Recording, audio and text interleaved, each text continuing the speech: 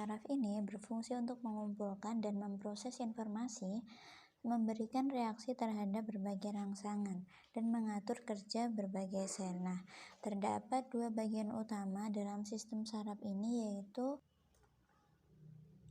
adapun bagian utama dalam sistem syaraf, yang pertama adalah sistem syaraf pusat atau Central Nervous System, di mana syaraf ini berfungsi untuk menerima, memproses, menginterpretasikan, dan menyampaikan informasi sensoris seperti informasi tentang rasa, bau, tekanan, warna, kemudian ketekanan kulit, kondisi organ internal, dan sebagainya. Yang kedua ada sistem saraf perifer atau disebut dengan Peripheral Nervous System yang berfungsi untuk menangani pesan informasi yang masuk dan keluar dari sistem syaraf pusat. Sistem syaraf perifer meliputi semua bagian dari sistem yang terletak di luar otak dan juga saraf tulang belakang, sampai yang terletak di luar otak dan juga saraf tulang belakang. Kemudian sampai dengan syaraf-syaraf ujung jari dan jari kaki. Nah, kembali kepada fokus bahasan kita, yaitu mengenai syaraf perifer atau syaraf tepi, di mana syaraf tepi ini merupakan kumpulan dari syaraf lanjutan dari otak dan spinal cord. Sel-sel saraf ini membawa impuls dari dan ke syaraf pusat. Syaraf tepi berfungsi untuk menghubungkan respons sistem syaraf pusat ke organ tubuh dan bagian lainnya yang ada di tubuh. Syaraf ini meluas dari sistem pusat ke area terluar tubuh sebagai jalur penerimaan dan juga pengiriman rangsangan dari dan ke otak. Syaraf ini membentuk syaraf tepi dinamakan sebagai akson. Dalam beberapa kasus, saraf ini sangat kecil, tetapi beberapa ikatan syaraf ada yang bentuknya besar dan dapat dilihat jelas oleh mata. Adapun sistem syaraf perifer, bagian utamanya diisi oleh sistem syaraf otonom, di mana tidak semua kerja sistem syaraf terjadi secara sadar, seperti syaraf-syaraf yang mengontrol detak jantung, pupil mata, otot poros, dan lain sebagainya. Serta syaraf otonom terbagi menjadi dua macam, yaitu sistem simpatik dan sistem saraf somatik dan sistem saraf parasimpatik. Sistem saraf simpatik ini mengatur respon perlawanan dari dalam tubuh ketika ada ancaman pada diri terjadi. Sistem ini juga mempersiapkan tubuh untuk mengeluarkan energi dan menghadapi potensi ancaman di lingkungan. Contohnya, ketika sedang cemas dan takut, saraf simpatik akan memicu respon dengan mempercepat detak jantung, kemudian meningkatkan laju pernapasan dan juga meningkatkan aliran darah ke otot dan mengaktifkan kelenjar produksi keringat serta melebarkan pupil mata. Nah, ini dapat membuat tubuh merespon dengan cepat di situasi gawat darurat. Kemudian contoh kecil lagi, ketika kita terkena api, tangan kita otomatis refleks langsung ditarik untuk menghindar dari api tersebut. Kemudian yang kedua adalah sistem parasimpatik, di mana sistem ini berguna untuk menjaga fungsi tubuh normal setelah ada sesuatu yang mengancam diri.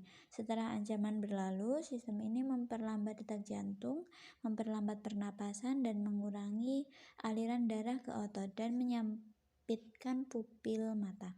Ini memungkinkan kita untuk mengembalikan tubuh kepada kondisi rileks yang normal. Kemudian yang kedua adalah sistem syaraf somatik. Nah, sistem syaraf ini terdiri dari serabut saraf perifer, di mana fungsi saraf ini mengambil informasi sensorik atau sensasi dari organ perifer seperti kulit dan nantinya dibawa ke sistem syaraf pusat. Nah, pada syaraf somatik ini juga terdiri serabut saraf motor yang keluar dari otak dan membawa pesan untuk menggerakkan tubuh yang dibantu oleh otot rangka. Nah, misalnya nih, Saat menyentuh tremor panas, syaraf sensorik membawa informasi bahwa ini adalah sensasi panas ke otak. Nah, setelah itu, syaraf motorik memberitahu ke otak untuk menggerakkan otot-otot tangan untuk segera menghindari tremor tersebut, melepas dan menarik tangan dari tremor panas tersebut. Kemudian keseluruhan proses ini terjadi kurang lebih dalam waktu 1 detik. Nah, yang selanjutnya adalah gangguan dan kelainan pada sistem syaraf manusia, di mana sistem syaraf manusia ini berfungsi sangat vital, tetapi di sisi lain juga rentan mengalami masalah. Ada banyak macam gangguan, baik dari otak dan juga saraf yang bisa mengacaukan lalu lintas pengiriman dan pemrosesan sinyal kepada neuron. Beberapa di antaranya, yang pertama adalah infeksi sistem syaraf, di mana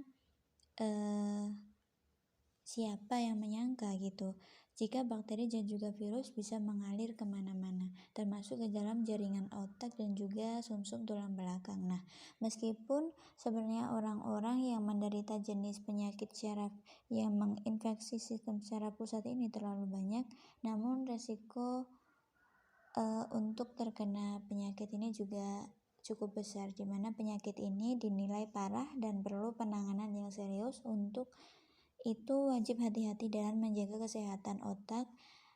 Ketika sakit akan memerlukan waktu lama untuk sembuh, bahkan ketika sembuh tak akan bisa kembali seperti sedia kala. Yang kedua ada radang otak, di mana penderita yang terkena penyakit ensefalitis atau infeksi otak biasanya merasa demam dan sakit kepala yang berlebihan. Selain itu, perasaan mengantuk dan juga bingung kerap terjadi pada mereka. Nah, penyebab dari penyakit ini adalah virus, di mana bagian sistem imun akan mencoba untuk melawan infeksi otak, akan tetapi tidak berhasil dengan baik. Karena kebanyakan kasus yang ada, justru sistem imun yang berusaha untuk melawan penyakit malah yang kondisinya bertambah parah, seperti terjadi pembengkakan di otak.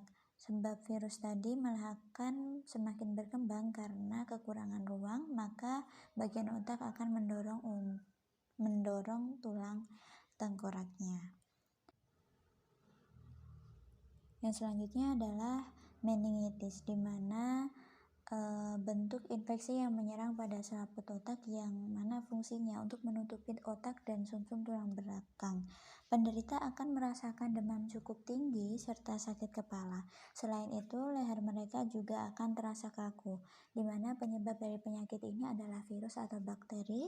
Jika penderita terserang meningitis karena virus, maka akan sedikit aman, sebab virus ini mampu dibersihkan dengan sendirinya sampai beberapa hari kemudian. Sedangkan jika mengalami meningitis yang disebabkan karena bakteri, jatuhnya akan lebih serius karena mampu menyebabkan kerusakan otak, bahkan parahnya sampai terjadi kematian. Pasien yang terkena meningitis bakteri sangat memerlukan perawatan medis darurat yang intensif. Satu-satunya yang dapat medis lakukan untuk membantu mengurangi penyakit ini adalah diberikan antibiotik yang berguna untuk membunuh kuman. Kemudian yang keempat adalah Alzheimer. Di mana penderita penyakit ini akan ditandai dengan melemahnya daya ingat, apalagi yang baru saja terjadi. Karena penyakit ini menyerang memori yang baru saja ia simpan.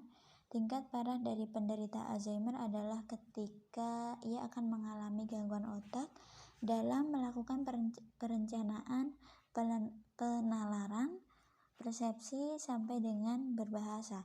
Mereka juga akan mengalami disorientasi dan juga perubahan perilaku.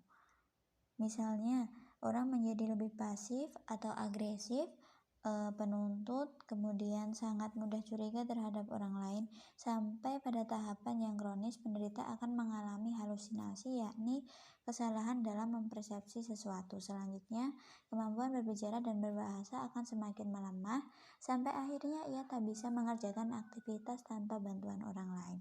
Yang kelima ada vertigo, di mana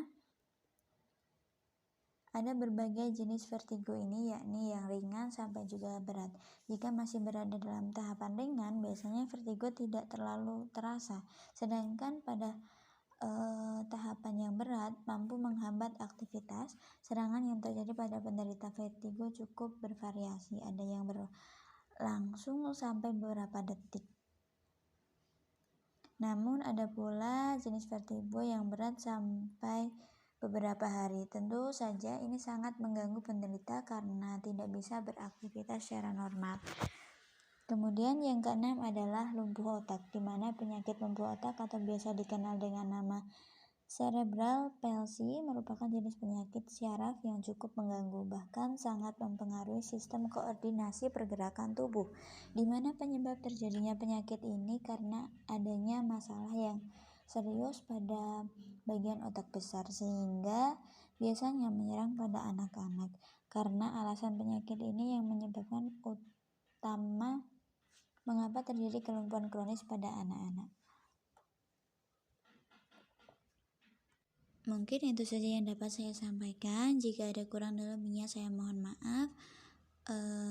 Saya tutup penjelasan saya. Semoga bermanfaat untuk kita semua. Akhirul kalam, wassalamualaikum warahmatullahi wabarakatuh.